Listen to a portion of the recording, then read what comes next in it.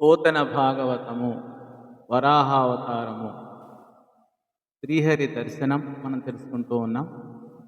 సునిశిత భక్తి తన్ముఖము చూచిన చోట్కులు త్రిప్పలేకయం కనుకొని రెట్టకేలకున కల్మష భక్త విధూత ఖేదముల్ మునిజన చిత్తమోధములు ముక్తి నివాస కవాట భేదముల్ వినుత వినో నూపురిత వేదములం మహనీయుల పాదముల్.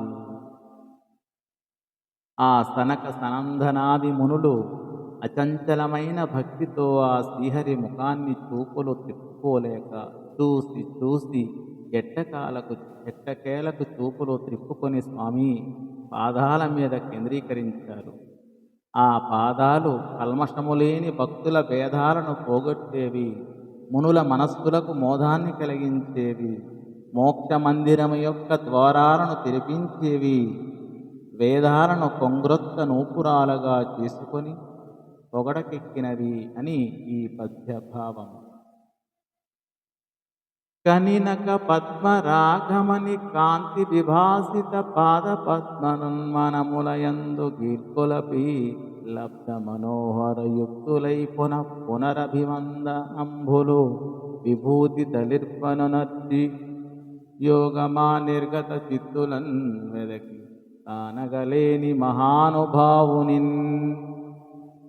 కోరిక తీరిన ఆ సనక సనందాది మహర్షులు నిరంతరం యోగ మార్గాసక్తులైన మహాయోగులు సైతం ఎంత వెదికినా కనిపించని మహానుభావుడైన విష్ణువును కన్నులారా చూశారు. పద్మరాగ మనుల కాంతులతో ప్రకాశించే ఆ భగవంతుని పాద పద్మాలను తమ హృదయాలలో పదిలిపరుచుకొని పదే పదే నమస్కారాలు చేశారు అని ఈ పద్యభావం.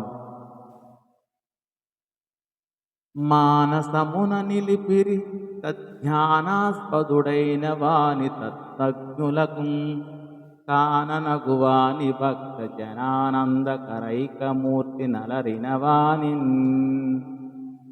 ధ్యానించే వారికి మాత్రమే వశమయ్యేవాడు, తత్వజ్ఞులకు దర్శనమిచ్చేవాడు, భక్తులైన వారికి బ్రహ్మానందాన్ని ప్రసాదించే స్వరూపం కలవాడు అయిన ఆ పరాత్పరుణ్ణి మునీశ్వరులు తమ మనస్సులలో నిలుపుకున్నారు అని ఈ పద్యభావము. ధన్యవాదములు.